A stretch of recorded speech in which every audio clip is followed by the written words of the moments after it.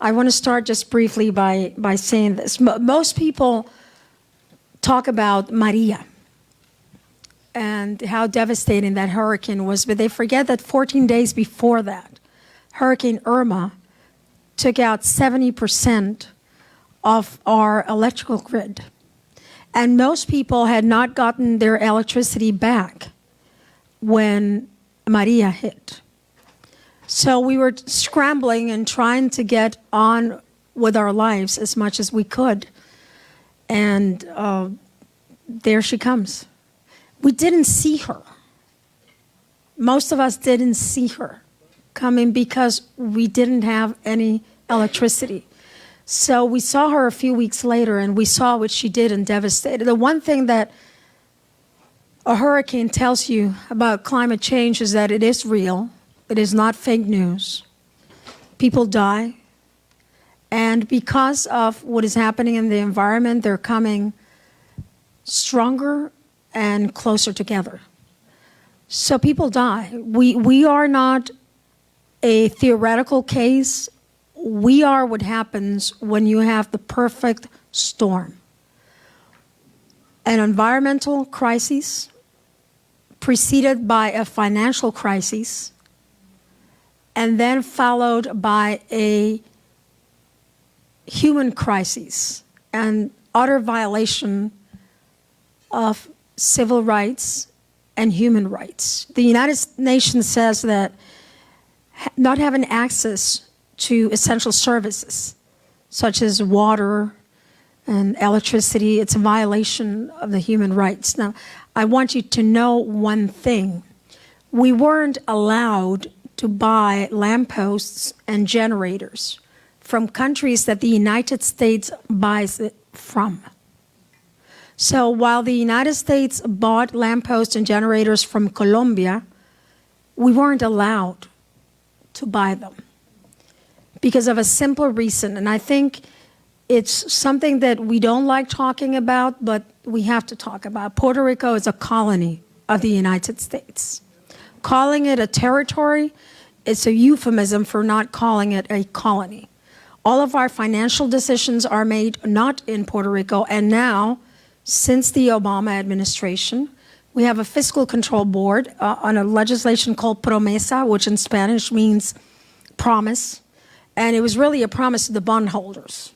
It wasn't a promise to the people of Puerto Rico, and I'm sure a lot of lawmakers in the United States thought this is the way that we should take, this is the path. We have a large debt, or so they say, $72 billion, but it hasn't been audited.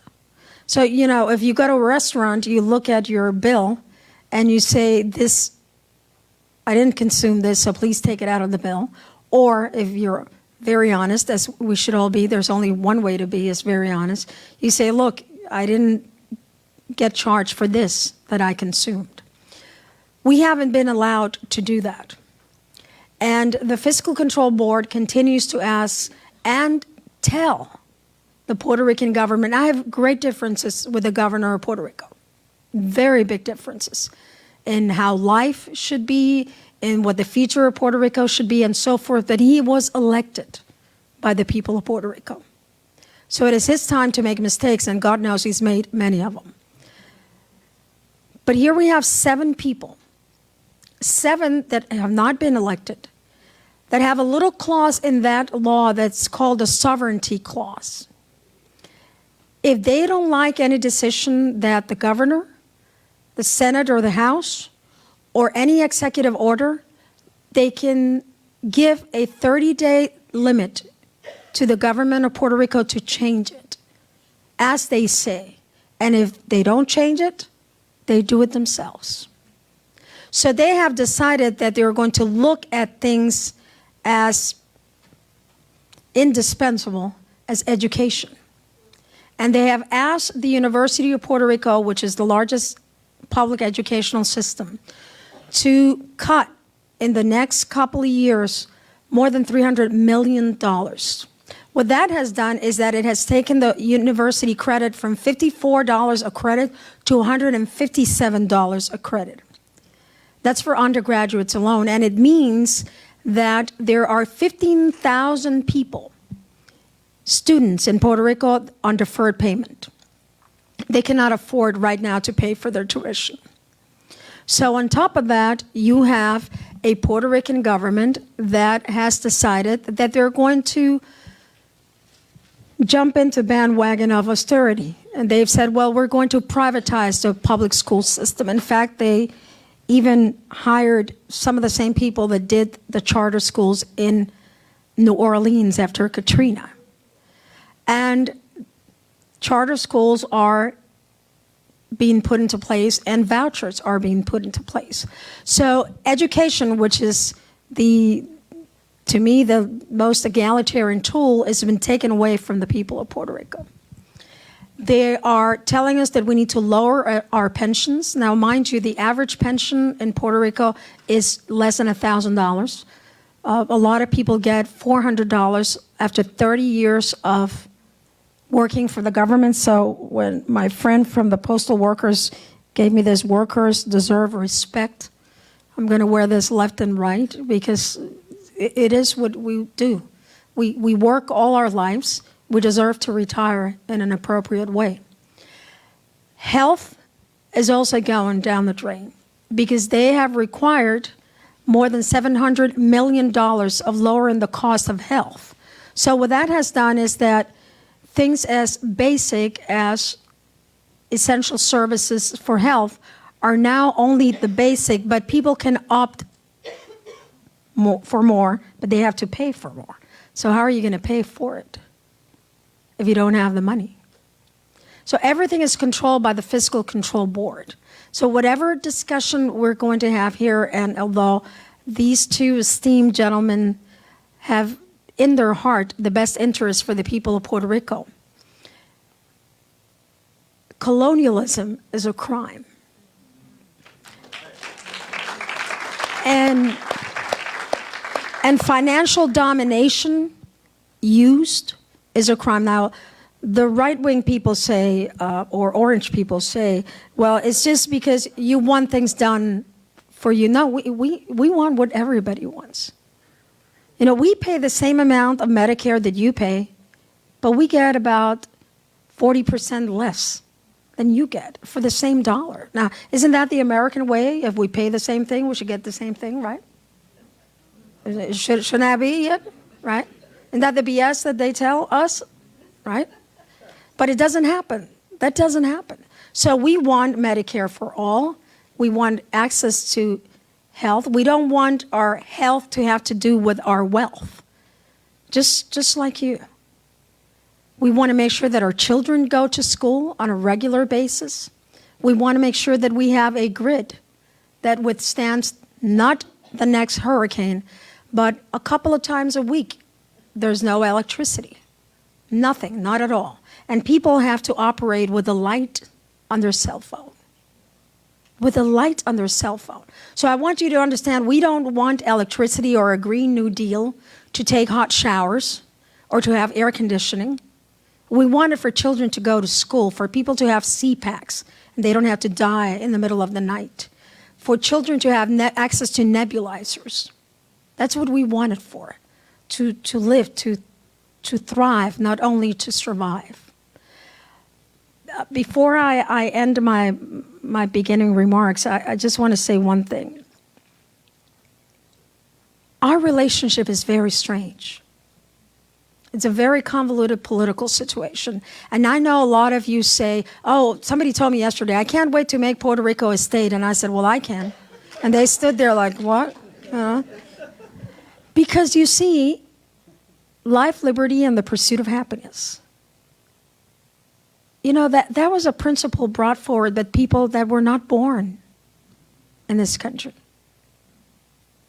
So what are we telling people? That if you're from Canada or Mexico or Spain, you're not endowed with those unalienable rights? I like so much the principles upon which the U.S. was founded that I want them for my country. So to have a dignified relationship with the United States. So I don't call the U.S. the mainland, because that would make me the second land or the last land. I call it the United States of America. Simple. I don't call Puerto Rico the territory or the colony. I call it Puerto Rico. But something has happened. The Trump administration has shown us that maybe those that were supposed to help when help was needed weren't going to help, but our relationships, the people relationships, would make us tick, has been cemented. There's 5 million Puerto Ricans in the U.S. and 3 million Puerto Ricans in Puerto Rico. 5 million in the U.S. You know, it's nurses took care of us. They tended to our wounds. They gave us food and water. Unions from the AFL-CIO, 327 workers, left their homes and went down to care for us, to tell the world what the real spirit of this country is about. It isn't about division. It is about unity. It isn't about calling people names or making them invisible. It is about pulling whatever you have together. And for that, I will forever be grateful. So all I ask is for a true process of self-determination. And let's have everything down and square, because they tell people in Puerto Rico, well, you know, you can have statehood, but Spanish will be our official language, and you will continue to have your Olympic team. Really? Can you see Texas having their own Olympic team? No, that's not going to happen. And then they said millions and millions of dollars will come. Well, that's not what we want. You don't want to live off of the government. We want to provide for those that cannot provide for themselves. And if it's independence that people want, then how is the transition going to take place? And if it's free association, like what I want, which is a compact amongst two countries where everybody knows what the responsibility is and what they put on the table. But let's just know what the rules are, what they are. Let's come to an agreement and let the people decide. And whatever the people of Puerto Rico decide, then let's move forward and do it. It is very complicated. My daughter was born in Pittsburgh, Pennsylvania. I studied at Boston University, my undergrad, and got my master's at Carnegie Mellon University. I am probably too American to live in Puerto Rico and too Puerto Rican to live in the United States.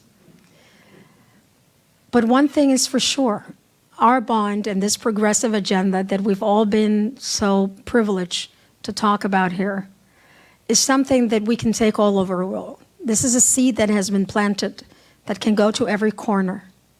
So I'm so grateful, Jane and David and Bernie, because Bernie Sanders was one of the few, if not the only person, that came down, and I tell you this and I get all choked up, and walked amongst us and didn't go to a place with a lot of security. He had no security.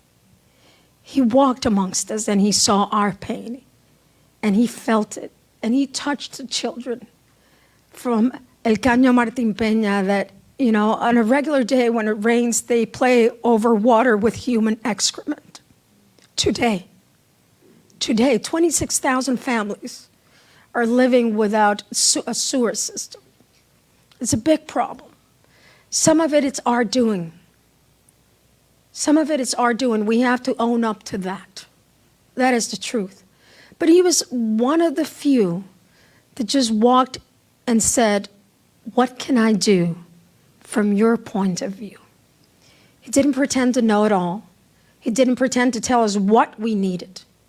He listened to everybody from every walk of life. Every voice was important to him. And for that, I will, as a mayor, but as a human, forever be grateful. And that's what we need, to talk to one another, even if we don't understand each other. There are people at home criticizing me because I'm here today. Well, where else would I be except amongst people that want the same thing and that know that this is the fight that has to be led?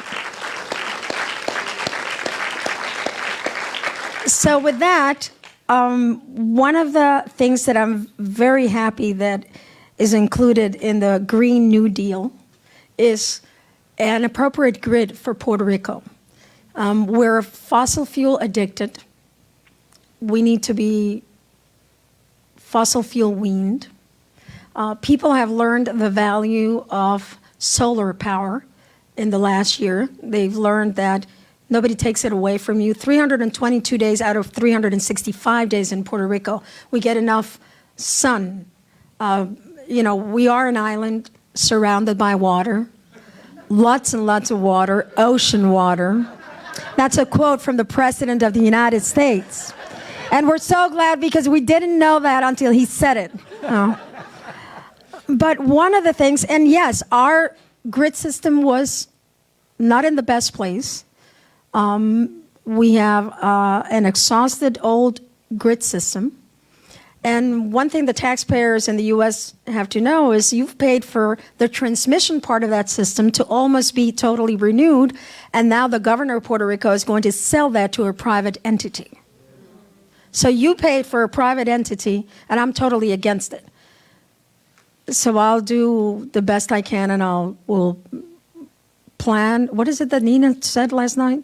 You have to protest, you have to plan, and you have to persevere to ensure that that doesn't happen, because I'm afraid that once it happens, it will be very difficult to redirect. So I'm going to see if I say your name right, Bob. Bob Poland, professor in University of Massachusetts Amherst, has done some pretty intense work. And I say it's intense because it's developed over a relatively short period of time for us, at least, and was taken down to Puerto Rico by the group of economics. And yeah, they're not crazy people. They just want to make life a little different. So he's going to talk to us a little bit about what the austerity and what does a Green New Deal would look for Puerto Rico. Okay. So let's give him a warm welcome.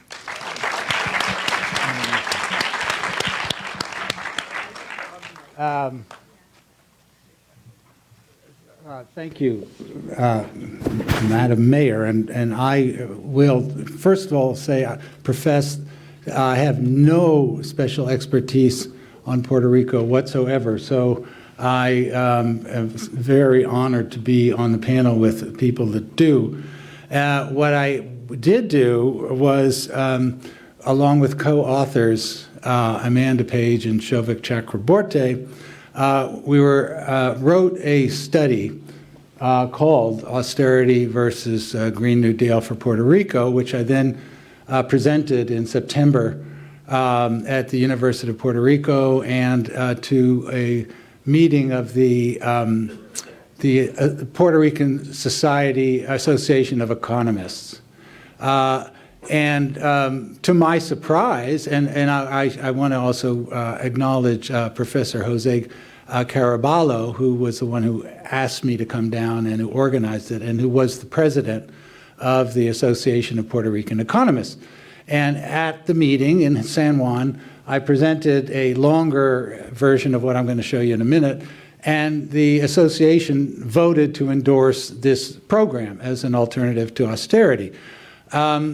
Yeah, so whether they're crazy or not, they are economists, and so almost certainly nobody cares what economists think. But that was the mainstream association of economists in San Juan endorsed this approach to austerity. So I am going to I'm not going to tell the human stories because I couldn't profess to tell them. So I will tell an economic kind of story. It will have numbers, but you'll get through. You'll see. Okay. So here's the basics. The basic story is right here. So do I have to talk into this thing? Or yeah. Yes. What, this one? Do you want to use this one? Yeah, that's a little better. So this one doesn't work? It works? Okay. I'm free. Okay. This is the basic program, and then I'm going to give you a bit of details. So the basic idea is extremely simple, and the reason I was asked to do it for Puerto Rico is because I've done similar studies for the United States, for different states in the United States. We just did one in the state of Washington, state of New York. I'm doing one for the state of Colorado now. I've written for India. Podemos asked me to do one for Spain. for example. So this is in the same framework as those other works. And the basic idea is very simple, that we just think about investing in building a green economy.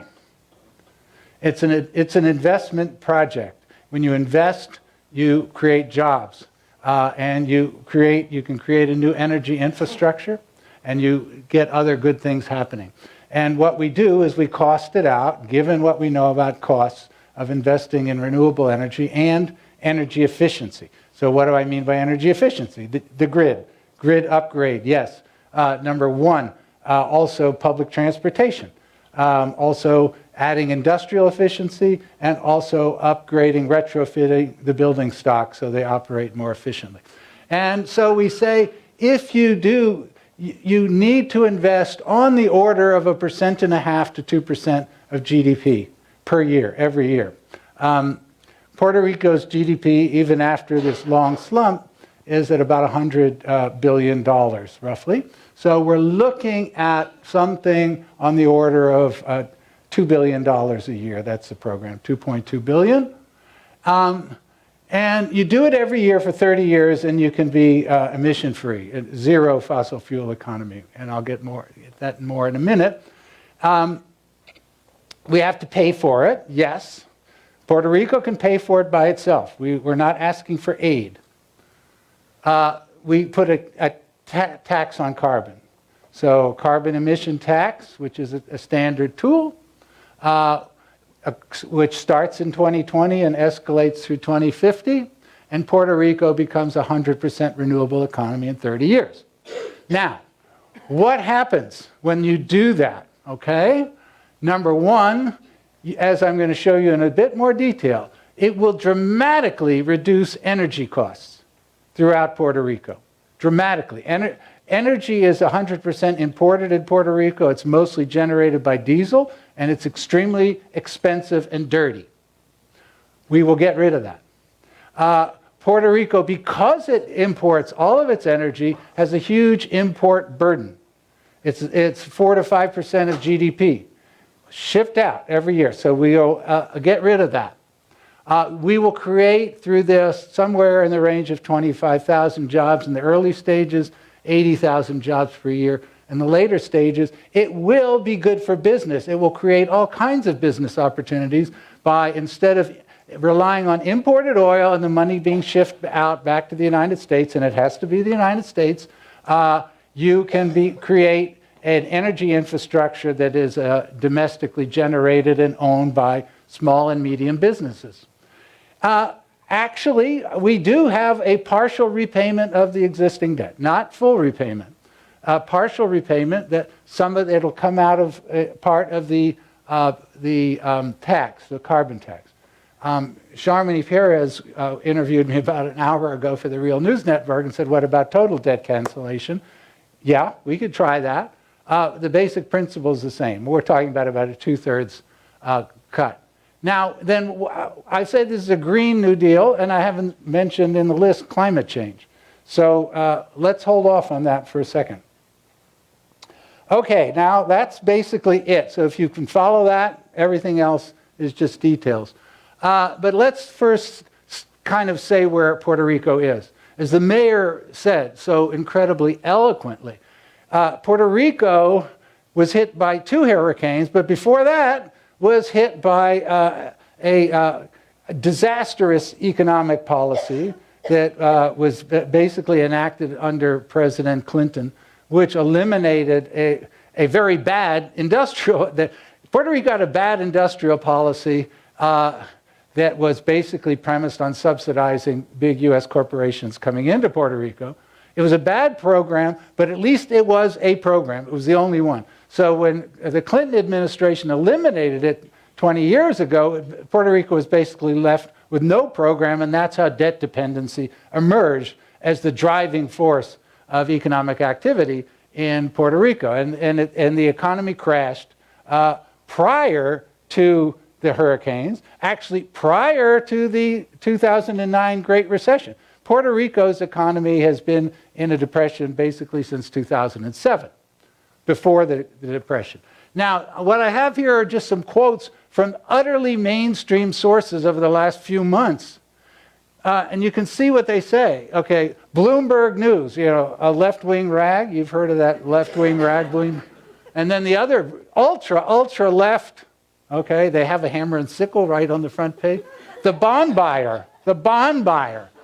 The bond buyer. These are the people who read the bond buyer are the people that own the Puerto Rican debt. And the bond buyer is saying, you can't punish these people anymore.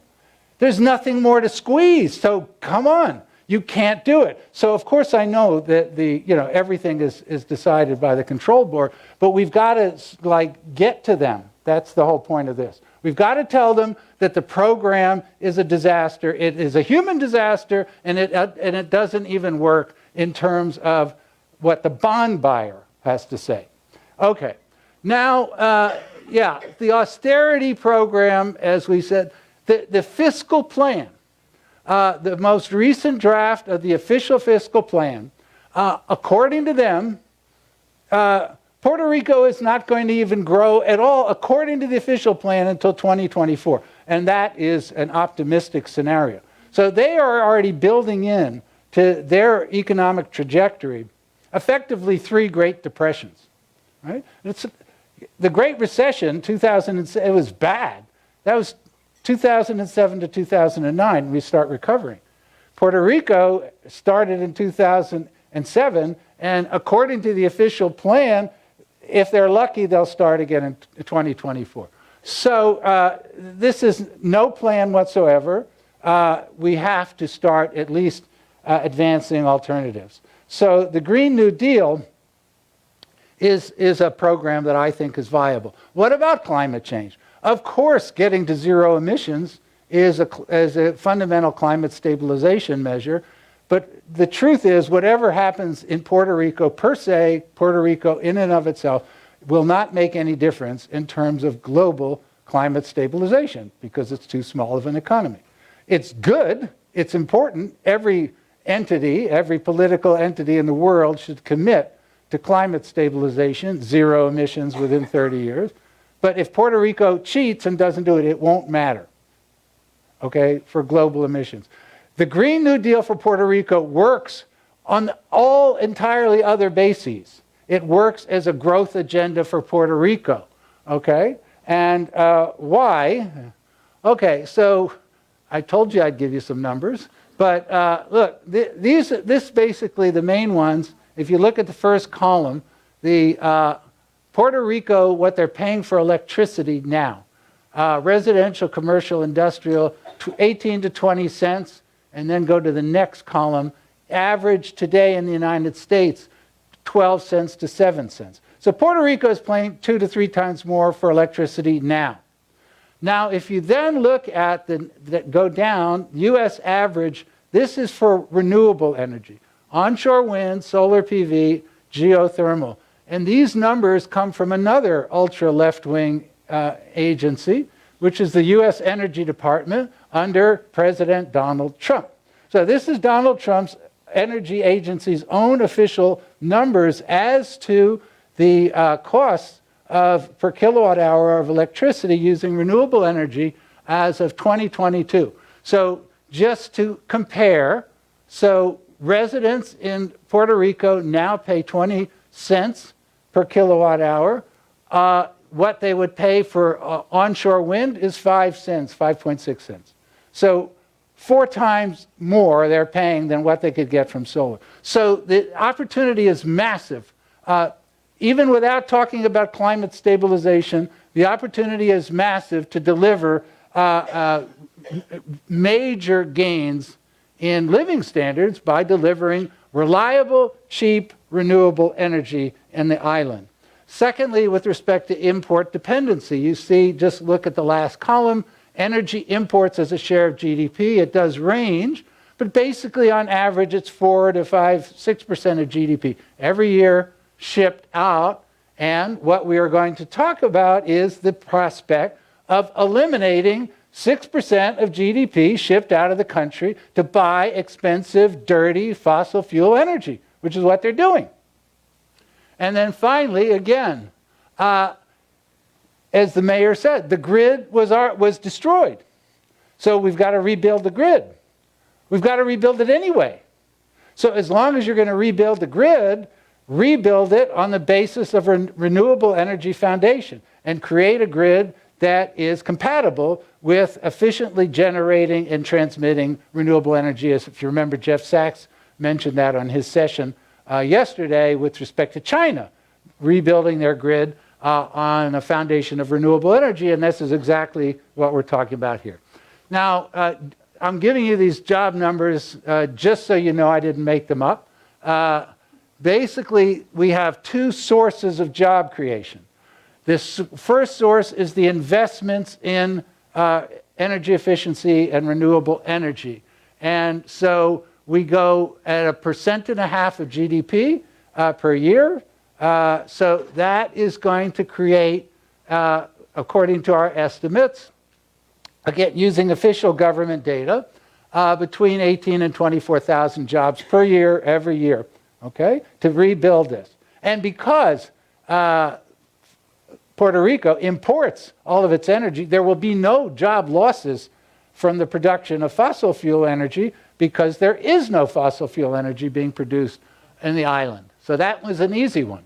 Energy import substitution, again, this can only happen step by step over this 30-year process from 2020 to 2050. But basically what we're saying is incrementally, Puerto Rico is going to get rid of fossil fuels as they build up their clean energy infrastructure, and therefore cumulatively, so if it's 5% of GDP imported, and next year it's 4.7%, and the year after it's 4.2%, so you create more jobs domestically and you eliminate this thing, what we call in economics, it is an import substitution strategy. We substitute green, domestically generated and transmitted energy for dirty fossil fuel energy on which the country is now dependent. So overall, what we see, that's how we got to 25,000 jobs in year one by investing 1.5% of GDP in clean energy. By 2050, at the end of the 30-year program where you have a 100% renewable energy economy, it's 60 to 80,000 jobs depending on various estimates in the technique. And what are the policies? As I said, we start with the carbon tax. The carbon tax at $25 per ton in year one, 2020, going up in by 2049 to $150. If you have a $25 per ton carbon tax, that translates to about a 25-cent increase, let's say, at a gas pump. So it's something. It'll generate about $933 million a year, a little less than $1 billion a year. And we divide that billion, we take a third, roughly $300 million, into the public investments to build the energy infrastructure. And yes, subsidizing private investments so we can get small and medium businesses engaged in building Puerto Rico's green economy. And second, rebates for the lower income households. So we basically said we're going to take $300 million and give that to the lower 50% of the income distribution in Puerto Rico to offset, totally offset the increases they may face due to the carbon tax. And then, yes, $300 million per year for debt servicing. You can argue some other number, but that would be something like a 60 to 70% haircut. That would mean that the bondholders get 30 cents on the dollar, not 100 cents on the dollar. And we've got to say something about the bondholders. The people that own the bonds now are basically hedge funds and so-called vulture funds. That's the actual term. They are vulture funds, and what are these people? They actually look around for very high-risk financial assets, and because they know they can buy them cheaply. They can, let's say $1,000 bond, they can buy them for $300 because they're very high risk. And if they are successful through the control board, this is how they make a ton of money. They buy them for $300, $1,000 bond. They squeeze Puerto Rico. They squeeze it, and they say, by the way, you owe us $1,000. you can't pay us 300, you owe us 1,000. And the control board reinforces that. That's what they're counting out. Now, the premise is that they know it's high risk. That's how they could buy it for 300. So they should get their 300. Okay, I'm saying give them their 300, but not 1,000. So that's basically it. That's the program. And the overall conclusion is the Green New Deal is a policy that actually is a serious alternative for Puerto Rico. And even the $300 million a year in debt servicing is generated on the basis of a growth agenda, on the basis of a green agenda, as opposed to squeezing, as we are seeing now, experiencing now, as the people of Puerto Rico are suffering now under the existing austerity agenda. Okay, thank you.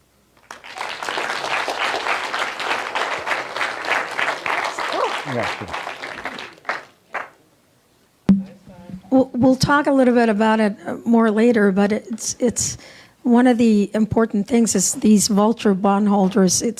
This is the way I explain it to people. It's like somebody beats you up, takes you to the hospital, and then they want you to send them a thank you card because they took you to the hospital. So, like Bob mentioned, they know exactly what they're getting into. They knew. That's the point. That's why they're called vulture funds. That's what they do for a living. They go around looking for, nobody wants these bonds because they say, give me anything. Give me 30 cents on the dollar. Okay, I will give you 30 cents on the dollar. Once they have it and it's a $1,000 bond and they don't want 300, they say, oh, now we go to the control board and we say, God damn it, this says $1,000. This is what Puerto Rico owes me. Get me my $1,000. That is what they do for a living. It's exactly what I may not have the words exactly right. Oh, no, you got them right. Not too far off. That's what they do. So I say, you bought it for $30 or $3,300. Okay, we'll let you have your 300 back, but not a penny more. It seems fair. Part of the reason why the money hasn't gotten to Puerto Rico is because Congress has been having this infighting with vulture funds because they want the money allocated to Puerto Rico for disaster relief to be used to pay the hedge funds and the vultures.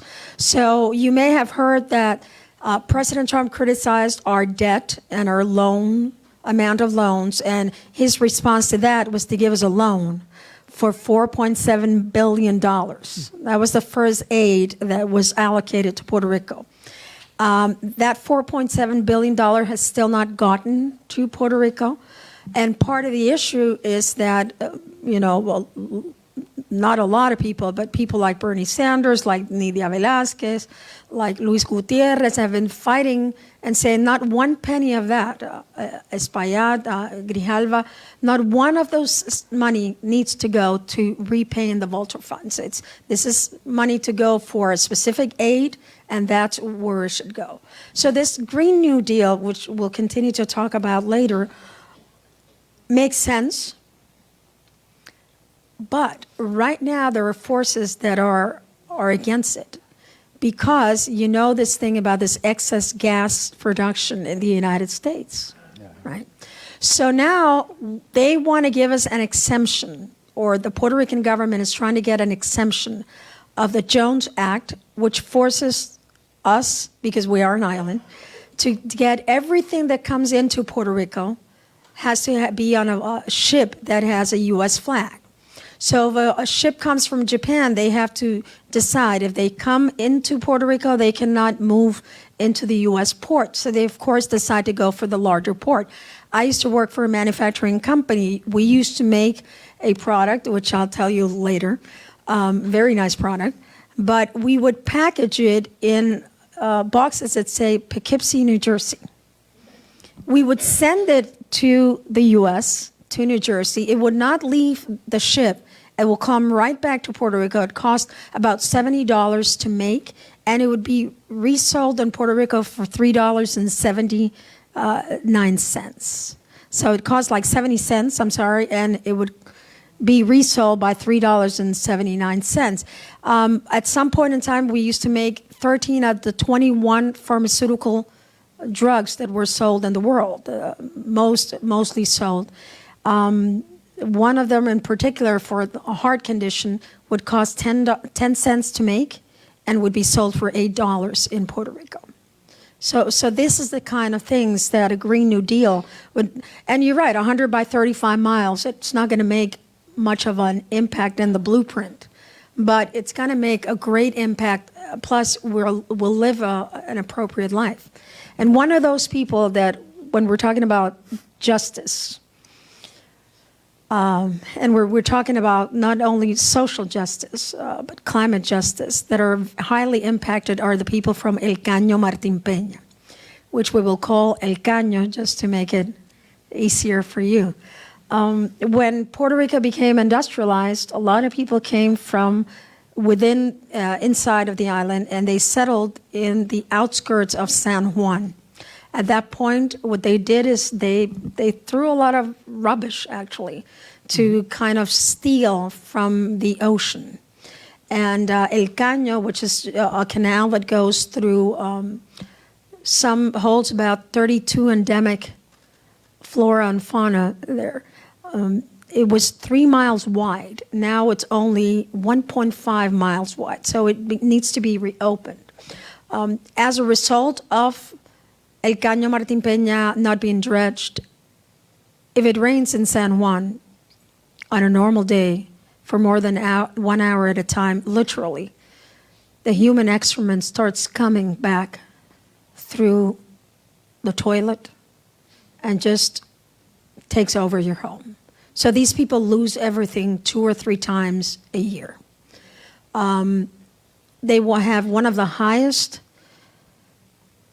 rates of health problems, skin problems, gastritis, but they also have one of the highest percentages of work in that community. 26,000 people live in that community. It's expected to cost about $750 million to get the problem fixed.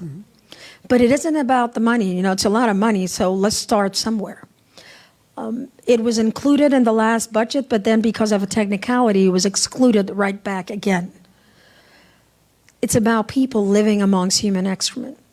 It's about children dribbling their basketball and having human excrement sprinkled all over their face.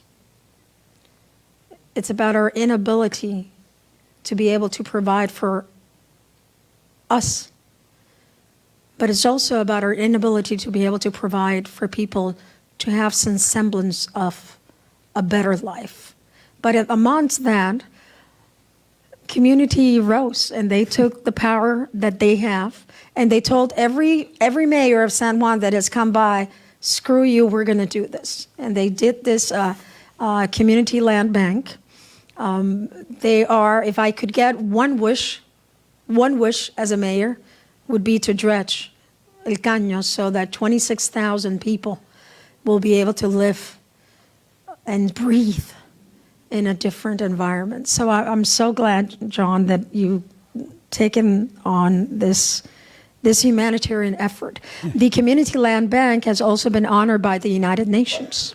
And on the same day that they were receiving that honor, the Puerto Rican government, the administration, was passing a legislation to dismantle the land bank. And then there was a change in government, and it was saved.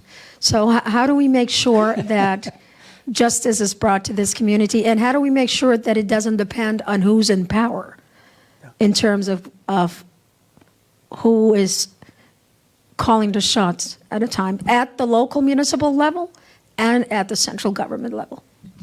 Thank you. Well, you've heard from the mayor and the economist, the big picture. I'm more of a little picture kind of guy, at least geographically. I work with community land trust around the world, in the United States and in other countries, and I am honored to work with a kick-ass community land trust in San Juan, Puerto Rico. It was organized by 8 barrios, 8 neighborhoods that adjoin the canal that you just heard described.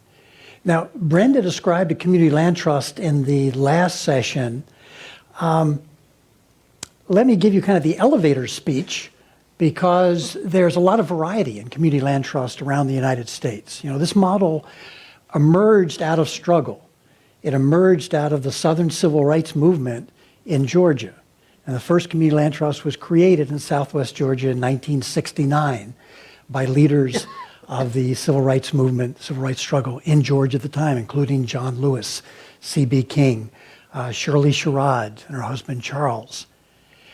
In 1984, Burlington was the first community land trust where the city government stepped forward and helped create a community land trust. 1984, first urban community land trust, first one to have the support, the active support of city government. Extraordinary. Today, there are over 250 community land trusts in the United States, including the one in Puerto Rico.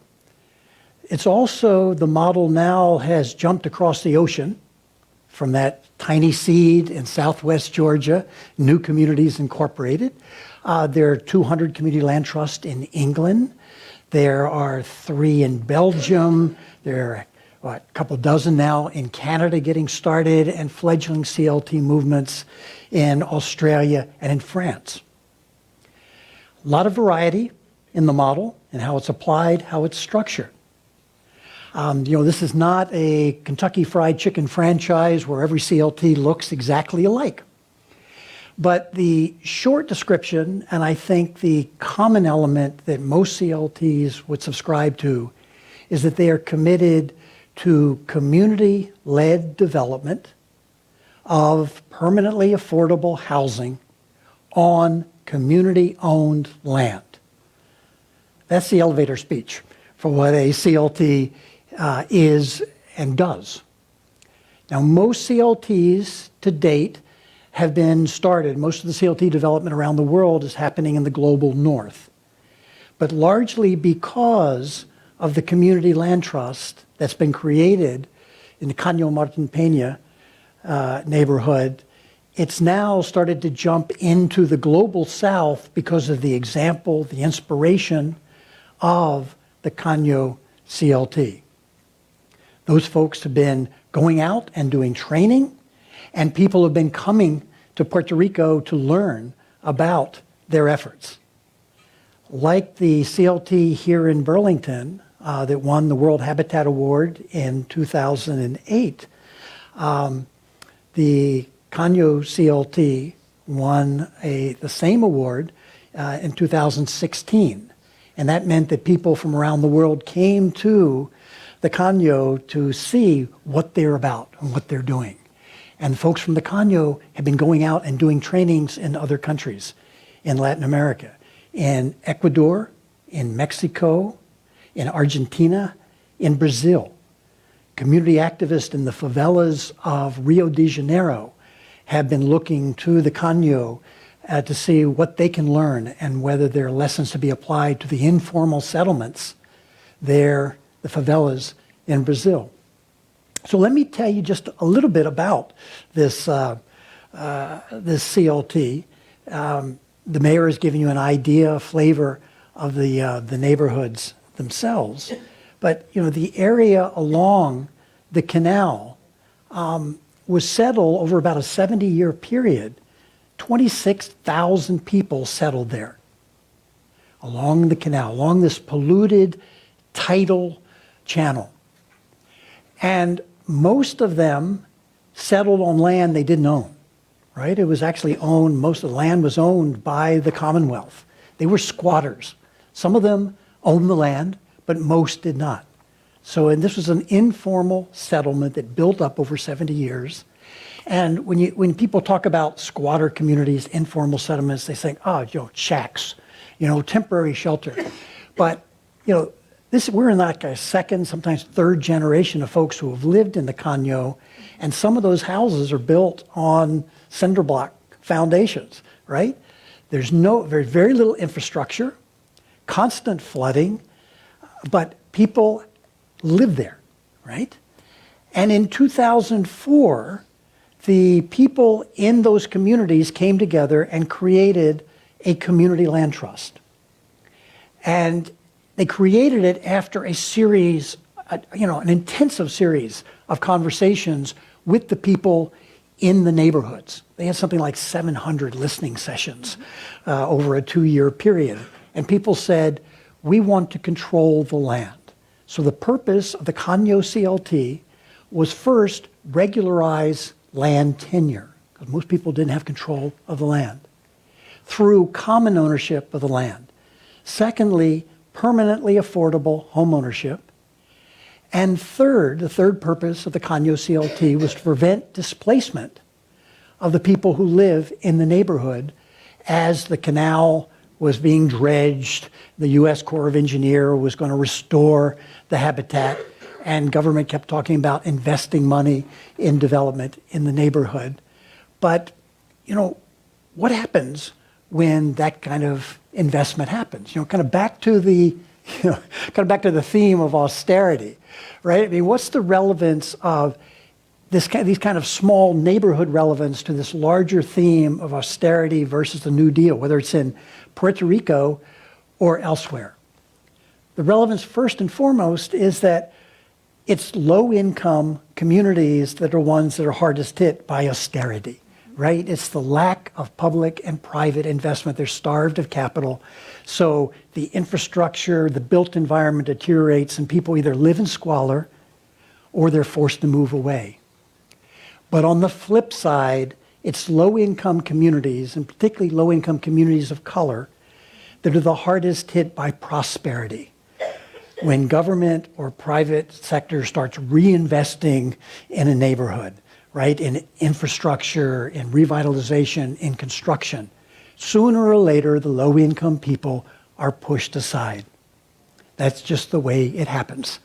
And in more drastic situations, whether it's governmental programs like urban renewal or natural disasters like hurricanes, wildfires, floods, buildings are cleared from valuable land, creating golden opportunities for land grabs by private investors. What's increasingly being called disaster capitalism around the world. So at the Caño, people came together and they created their own redevelopment plan for the barrios.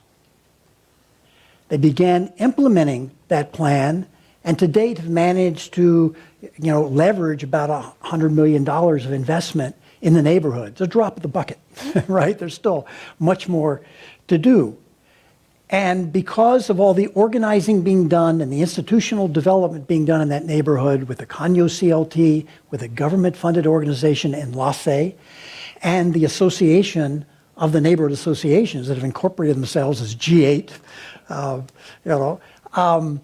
they were able to react more quickly on the ground after Hurricane Irma and Maria to begin the recovery, because you had both the organizational base and the institutional infrastructure to intervene quickly.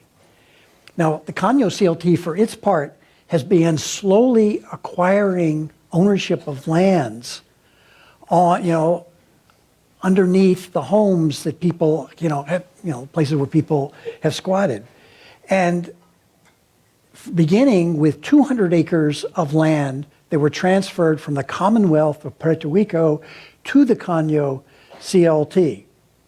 There are 1,500 households who live on those 200 acres.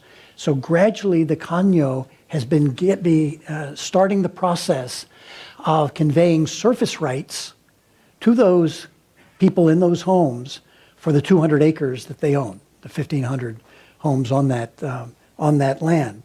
But the underlying land is permanently owned by the CLT. Individuals own their buildings, occupy the buildings, but it's the Caño CLT, a community-based organization, that's going to continue to own the land. And when houses resell down the road, as in Burlington, with our CLT here, the Caño CLT will buy those houses back at a below-market price and then resell them to another low-income family, designed to keep the houses affordable forever. So I think the relevance for these little neighborhood initiatives kind of comes back to how do we protect in times of austerity, and how do we protect the interest of low-income communities in times of reinvestment and prosperity? Two sides, right? I think the prosperity part is particularly important because, to go back to the last panel, the dirty little secret about U.S. housing policy is that we lose affordable housing faster than we produce it in every community in the United States. We pour money in and we lose affordability, and we lose those houses faster than we can produce them. It's a leaky bucket. We never make any progress with a lot of our community development, our affordable housing efforts, because water doesn't rise in a leaky bucket. And I think that's the genius of the Community Land Trust approach and what they're doing in the Caño. They are attracting private development, they're trying to attract public investment, but all of that investment will stay in the community. It will not be pocketed, it will not be siphoned off. And that's true for the affordable housing as well. They have found a way to plug the hole in the leaky bucket. Oh. One of the things about El Caño Martín Peña, or G8, is that you have to cross a bridge. It's called Martín Peña. And as you cross that bridge, you leave behind something called the Golden Mile. The Golden Mile is where all the banks are, and where all the financial offices are, and where the fiscal control board's offices are. So you literally look down as you leave the most profitable area in Puerto Rico, the beautiful buildings. And all of a sudden you see this. And this is the area in San Juan where most of the immigrants settle, with or without the appropriate papers. And it is also true that although all of us in Puerto Rico are people of color, it is also true that you can see the rainbow of colors in El Caño Martín Peña more than you can see them in any other area. So it is a fight for survival. It is a fight for justice. We have a program where we are slowly granting people the title deeds, or the deeds to their land, not to their houses, and we're giving back municipal property back to El Caño Martín Peña. We've also started in one of the organizations called Cantera, which has also a special piece of legislation just to deal with economic development, sustainable economic development, and use the co-op development method. And what we do is the municipality hires people for 6 months. We help them put together a business plan. We fund them, and if I'm going to hire a very large company to do X work, I hire the smaller company to do a portion of that work. It just makes sense, but sometimes common sense is the least common of the senses when it comes to politics and public policy. So I tell you, if I had one wish, a genie came and said, one wish as a mayor, I'd say, dredged El Caño Martín Peña. And it's something that is incredible because they can withstand any change of government. It is their agenda, and they're very, very happy if they fight with the mayor, or they're happy if they have somebody that contributes to them. But that doesn't make me somebody that they don't call if they don't think I'm doing the right thing, which is exactly the way that it should be. I wanted to ask you both, from the standpoint of the grid and from the standpoint of the social development and using El Caño Martín Peña.